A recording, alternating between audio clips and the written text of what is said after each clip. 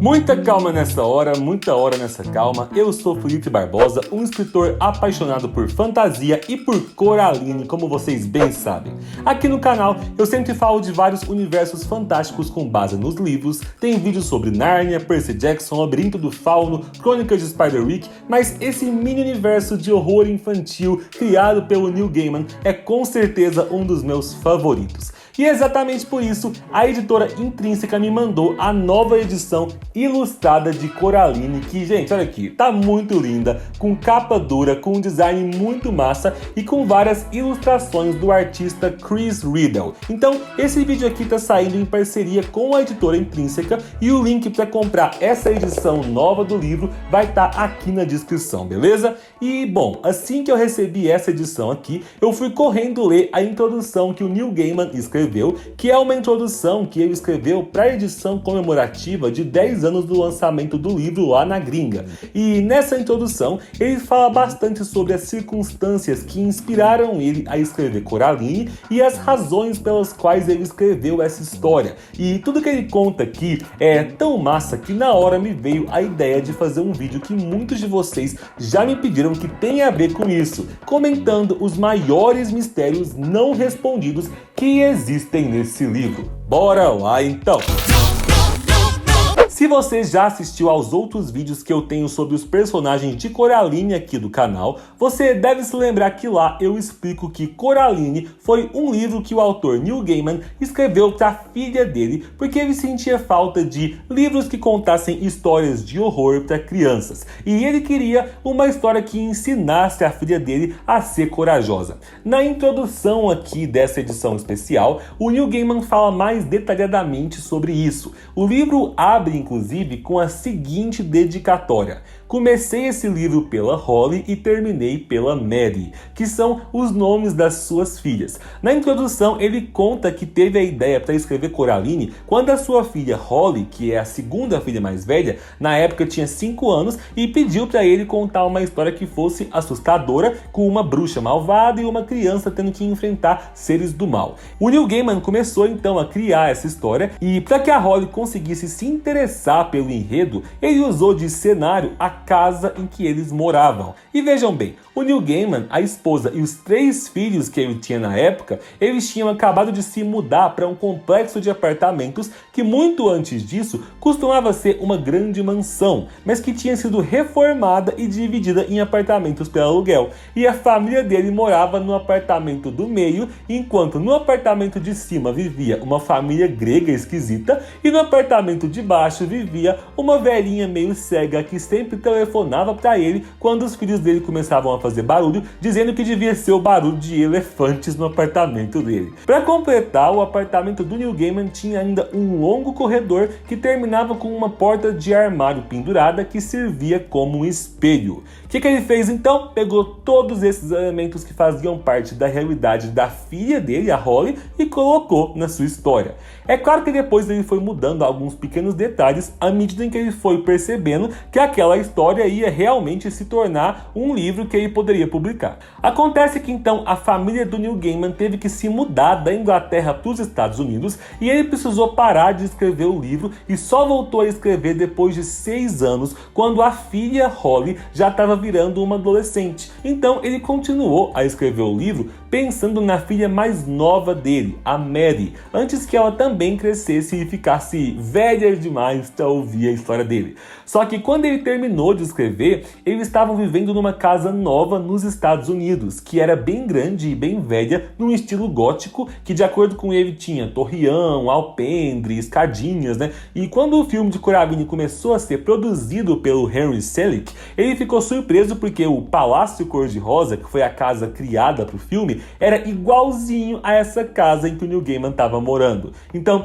essa introdução escrita por ele é muito interessante porque ali ele faz esse paralelo de como que a casa e o ambiente do livro são muito parecidos com a casa em que ele morava quando ele começou a inventar a história para a filha dele, a Holly, lá na Inglaterra, e como que a casa do filme é muito parecida com a casa na qual ele morava quando ele terminou o livro da filha Maddie lá nos Estados Unidos. E ele usa isso como paralelo para mostrar que, mesmo que o filme tenha mudado alguns detalhes da história original, a essência ainda é a mesma, e também que a história de Coraline pode funcionar para crianças de diferentes idades, em diferentes épocas e diferentes circunstâncias. E por que é que eu comecei esse vídeo falando de toda essa introdução para comentar sobre os mistérios que o livro de Coraline não responde? Porque é muito importante para entender esses mistérios não resolvidos, a gente ter a compreensão de que o Neil Gaiman criou a história de Coraline na intenção de ser um conto de fadas moderno para crianças amantes de histórias sombrias.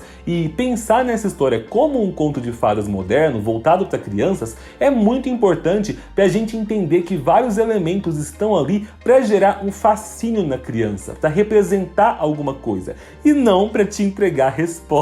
Então, por exemplo, quando você conta a história de João e Maria para uma criança, a criança não fica perguntando coisas do tipo: pera, mas qual que é a real idade da bruxa de João e Maria? Qual era a fonte dos poderes da bruxa? Quais foram as outras vítimas da bruxa do João e Maria? Não, a criança entende o que cada elemento da história representa e ela se diverte com um conto de fantasia, pegando alguns valores e lições de moral. E Coraline foi uma história escrita para ser levada da mesma forma. Por isso, existem muitos elementos, tanto no livro quanto no filme, que existem para gerar fascínio, para trazer um clima de mistério, mas que intencionalmente ficam sem resposta. Porque muitas vezes eles não são nada mais do que elementos que o autor usa para incrementar a sua fantasia. Mas é claro que isso não significa que o Neil Gaiman não tenha deixado no meio da história pistas e mensagens que podem ser subentendidas nas entrelinhas. Vamos começar então com um desses mistérios que muitos de vocês já me perguntaram nos comentários. Por que a Bela Dama coloca botões nos olhos dos habitantes do outro mundo e por que ela tem botões nos seus próprios olhos? Bom, não existe nem no livro nem no filme uma explicação concreta e clara para essa pergunta, mas o livro vai te entregando detalhes que podem te dar uma ideia de resposta para esse mistério. Como eu contei para vocês no vídeo sobre a história completa de Coraline e também no vídeo sobre a história completa da Bela Dama, quando a Coraline está lá no outro mundo sendo castigada pela outra mãe e colocada dentro do espelho, a menina percebe que a outra mãe não tem reflexo. E a razão pela qual a outra mãe não tem reflexo é que ela é uma criatura sem alma. Não existem explicações da razão pela qual ela não possui alma, mas lembram que eu expliquei lá no vídeo sobre ela que a outra mãe é uma criatura mitológica da raça Beldam? De acordo com as lendas antigas da tradição britânica e da Romênia, alguns tipos de bruxas, como a Beldam, que se entregavam para as trevas, acabavam corrompendo a sua alma, ou até mesmo perdendo a sua alma, e é exatamente por isso, inclusive, que elas precisavam de tempos em tempos roubar a alma de crianças e sugar a juventude delas para se manter fortes. E da mesma forma, os outros 3 habitantes daquele mundo, que eram o outro pai e as versões jovens das senhoritas Spink e Forcible, também não possuem alma. Eles são, na verdade, criaturas gelatinosas descritas como uma espécie de larva gigante que podem ser completamente modeladas pela Bela Dama, para que elas assumam a forma que a Bela Dama quiser que elas tenham, para enganar as crianças que ela quer capturar. E essas criaturas sem alma são controladas pela Bela Dama como se fossem marionetes, como se fossem bonecos. Ah, só um detalhe aqui, gente, eu mencionei que existem 3 habitantes naquele mundo, né? O outro pai e as outras senhoritas Spink e Forcible. Eu disse isso porque é importante lembrar que a versão do Sr. Bobo nesse outro mundo não existe. A Bela Dama controla os ratos, que são os espiões dela naquele mundo, para eles se unirem num amontoado dentro de roupas e fazer uma imitação do Sr. Bobo. Mas não existe uma criatura ali para representar ele. De qualquer forma, do mesmo jeito que esses 3 seres são criaturas sem alma, controlados como marionetes, a própria forma física da Bela Dama também é meio que uma boneca que ela mesma pode modelar com a aparência que ela quiser. O livro deixa algumas pistas pra gente, através das falas do Gato Preto, que a Bela Dama com o tempo se tornou realmente uma criatura, um tipo de monstro, que não tem mais uma forma humana e que aquele corpo com botões no lugar dos olhos é só um corpo que ela usa para se disfarçar, mudando de aparência, se disfarçando das mães das crianças que ela quer sequestrar. Então, respondendo a pergunta por por que os botões no lugar dos olhos, a resposta mais próxima que a gente consegue chegar ali no livro é: assim como na antiguidade era comum existirem bonecos ou marionetes com olhos de botão, os botões ali na história servem para representar que todas as criaturas ali naquele mundo são nada mais que bonecos sem alma, controlados pela Bela Dama como marionetes. Inclusive, é por isso que a Bela Dama quer que a Coraline deixe ela costurar botões nos olhos dela. Costurando os botões nos olhos da Coraline, o corpo da Coraline vai se tornar uma marionete sob controle da Bela Dama. E aí ela vai conseguir sugar a alma da Coraline para ela. E sim, dá para encaixar aqui aquela frase de que os olhos são a janela da alma, né? Esse ditado aqui não tá no livro, mas ele faz sentido com esse raciocínio. Então, cambada, o que nós temos de resposta certa no livro sobre os botões nos olhos é isso aqui que eu falei. Tem muita gente que inventa teorias complementando essa resposta, e aí a galera inventa histórias do tipo: que talvez a Bela Dama tenha sido uma costureira de bonecas no passado. Tem gente que inventa que ela foi uma mulher cega. Então, assim, tem várias teorias que o pessoal inventa, muito legais, inclusive, sobre isso, mas não deixam de ser teorias. Inclusive, tem uma teoria em específico que quem lê o livro geralmente acredita nela, que eu acho que faz sentido. Tem gente que entende que, quando a Bela Dama costura os olhos de uma criança e suga a alma da criança, o cadáver da criança fica ali no outro mundo, sem alma, obviamente, né? E pode ser não só controlado pela Bela Dama, mas também pode ser modelado como se fosse um boneco, virando uma daquelas criaturas nojentas que pode assumir qualquer forma. Então, tem muita gente que acha que as 3 criaturas habitantes ali do outro mundo foram modelados com os cadáveres das 3 crianças que tiveram a sua alma roubada pela Bela Dama. O corpo do menino provavelmente teria sido transformado no outro pai, e o das meninas provavelmente teriam sido transformados nas senhoritas Spink e Forcible. Inclusive, eu já falei dessa teoria no vídeo em que eu explico sobre como funciona o outro mundo. Agora vamos falar de mais um mistério sem resposta sobre o qual vocês mais me perguntam lá no meu Instagram. Na verdade, 3 mistérios. São 3 personagens na história que sempre que vocês me mandam mensagem por direct lá no meu Instagram, que inclusive, vale lembrar, é por lá que eu recebo as sugestões de vocês para temas de vídeos aqui do canal.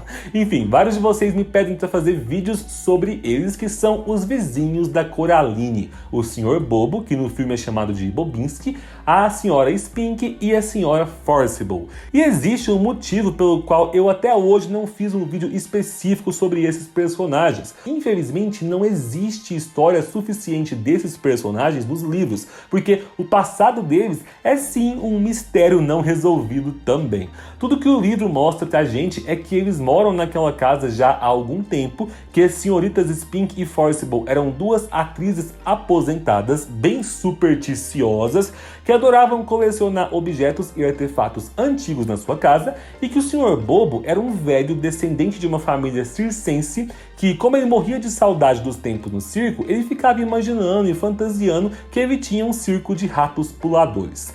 E por que é que muita gente fica encucada aí com esses vizinhos misteriosos? Porque além deles serem bem esquisitos mesmo, eles dão avisos para Coraline e conselhos como se eles soubessem de tudo o que vai acontecer com ela. Mas, se você já assistiu o vídeo da história completa da Coraline aqui do canal, você já viu lá a minha explicação para esse fato. Nós entendemos através do livro que o outro mundo, que estava conectado ali por uma das suas várias entradas ao casarão, liberava uma certa energia, um certo poder que podia afetar as pessoas que vivem no mundo real.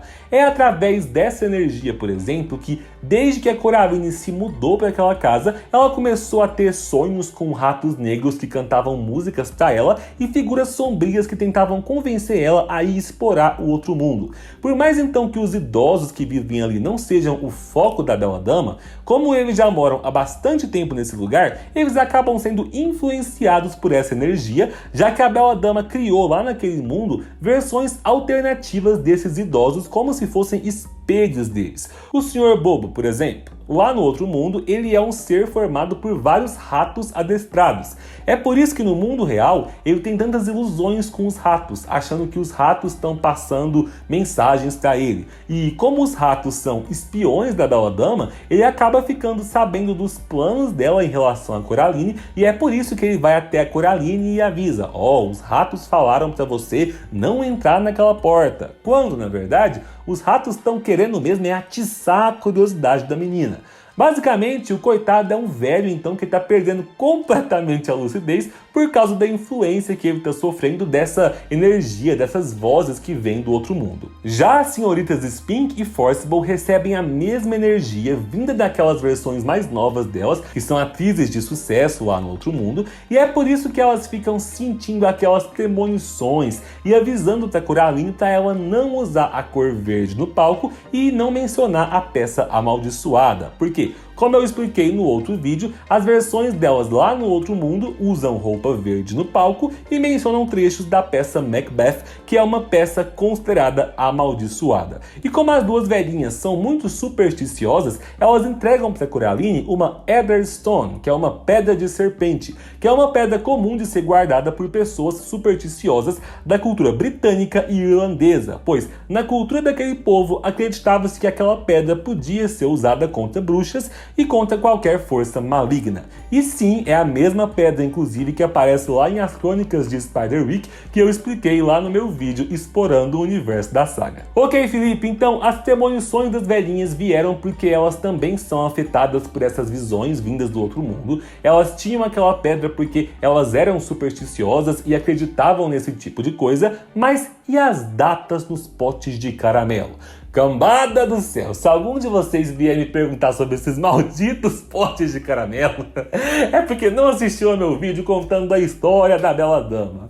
Naquele vídeo eu já expliquei que essa teoria inventada por aquele youtuber canadense é furada, é muito criativa, é muito legal, mas não faz sentido. Esses potes de caramelo nem existem no livro. E mesmo se você me falar assim, ué, Felipe, talvez não exista no livro, mas talvez no filme a teoria pode estar certa, porque o filme tem coisas diferentes do livro. Cambada, mas o problema é que nem no filme a teoria faz sentido, porque nessa teoria tem uma galera que acha que as datas nos potes representam os anos em que aquelas crianças que foram sequestradas pela Belladama viveram ali no Palácio Cor-de-Rosa, e que as senhoritas Spink e Forcible têm esses potes com elas porque elas já estariam vivendo ali desde a época dessas crianças. Só que o povo esquece que ali no filme existe a informação de que a última criança a ser sequestrada pela Belladama era a irmã gêmea da avó do personagem Wybie. E além do fato que eu já expliquei no outro vídeo que a idade da avó do Wybie não bate com as datas no pote de caramelo, vamos lembrar de uma coisa, as senhoritas Spink e Forcible não são velhas desde sempre, elas já foram novas, né? A avó do Wybie ali no filme é uma idosa em 2002, e as senhoritas Spink e Forcible também são idosas ali em 2002. Quando a irmã da avó do Wybie sumiu, as duas eram crianças, então as senhoritas Spink e Forcible também eram crianças. Cada uma das duas devia viver em outra casa com os seus pais, porque elas só foram morar juntas naquele apartamento depois de velhas. Então, quando a última das três crianças desapareceu, as duas velhinhas ainda eram crianças que não moravam ali no complexo de apartamentos. E quando as duas primeiras crianças desapareceram, provavelmente as duas velhinhas nem eram nascidas. Então, atenção nesse aviso aqui, gente. Depois daquele vídeo meu da Belladama, vários de vocês saíram por aí comentando, falando de mim, dizendo assim que eu odeio gente que faz teoria, que eu destruo as teorias dos fãs de Coraline. E não, gente, não vamos exagerar. Eu sei que muita gente ama teorizar sobre os filmes que gosta, e eu não vejo problema nenhum nisso. Eu amo ver as teorias de vocês, ver as teorias de outros youtubers do que eles imaginam sobre esse universo.